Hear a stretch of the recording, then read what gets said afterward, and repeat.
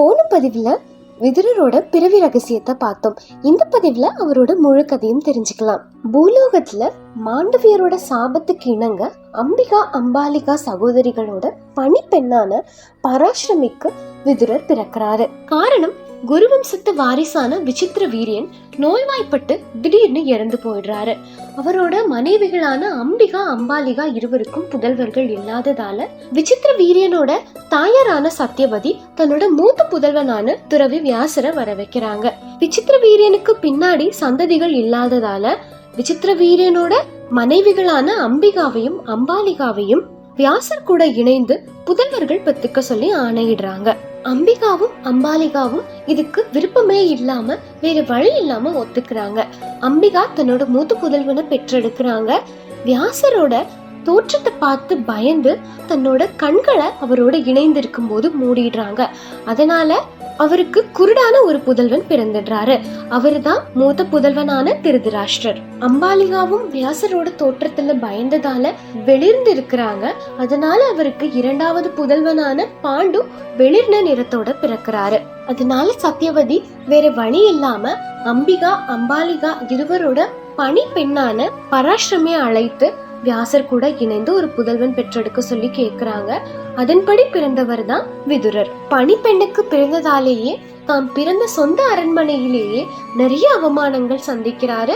பிற்காலத்துல தன்னோட அண்ணனான திருதராஷ்டிரரோட மகா மந்திரியா அஸ்தினாபுரத்துல இருந்துட்டு வராரு. என்னதான் அஸ்தினாபுரத்தோட மகா மந்திரியா இருந்தாலும் பாண்டவர்கள் மேல இவருக்கு தனி அன்பு இருந்திருக்கு. காரணம் அவர்களோட நேர்மை. ஒரு சில காலத்துக்கு அப்புறம் பாண்டவர்கள் தங்களுக்கு சொந்தமான இடங்களை அவங்க கிட்டயே ஒப்படைக்க சொல்லி அமைதி தூதா கிருஷ்ணரை கௌரவர் கிட்ட அனுப்பி வைக்கிறாங்க.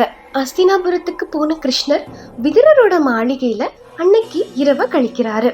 இதையெல்லாம் திருதராஷ்டிரோட மூத்த புதல்வனான துரியோதனன் தெரிஞ்சுக்கிறாரு. தன்னோட சித்தப்பாவான விதுரர் மேல கடும் கோபம் கொள்றாரு. உடனே விதுரரை அழைத்து அஸ்தினாபுரத்தோட ஜென்ம பகையாளியான பாண்டவர்கள் அனுப்புன ஒரு தூதுவரை உங்களோட அரண்மனையில வைத்து எப்படி நீங்க உபசரணம் எல்லாம் செய்யலாம்? என் வீட்டுல உணவு உண்டு வாழ்ற நீங்க என்னோட எதிரிகளுக்கு அடைக்கலம் கொடுக்கறதா?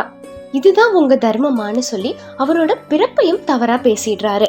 கடும் கோபம் கொள்றாரு விதுரர். துரியோதனா அற்ப பதறேன்னு சொல்லி ஆரம்பிக்கிறாரு. என்னோட பிறப்பையும் என்னோட அற வாழ்க்கையும் தவறா பேசின உன் நாக்கையும் உன் தலையையும் வெட்டி வீழ்த்துறதுக்கு ஒரு நொடி ஆகாது.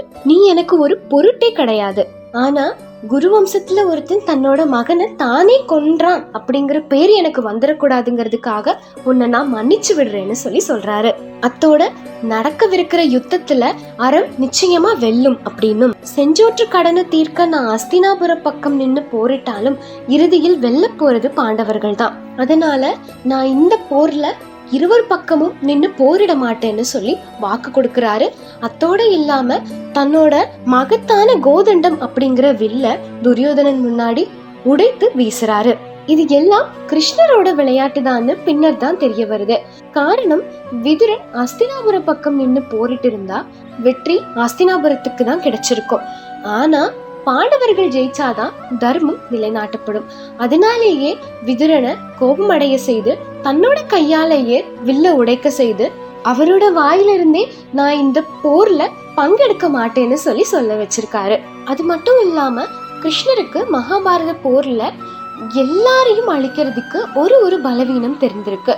ஆனா விதுரனை அழிக்க மட்டும் எந்த பலவீனமும் இல்லைன்னு அவர் போரிட்டு இருந்தா கண்டிப்பா வெற்றி துரியோதனன் பக்கம் இருக்கும்னு இப்படி செய்திருக்காரு. இப்படி விதுரரோட சக்தியை கண்டு கிருஷ்ணரை அஞ்சிருக்காரு.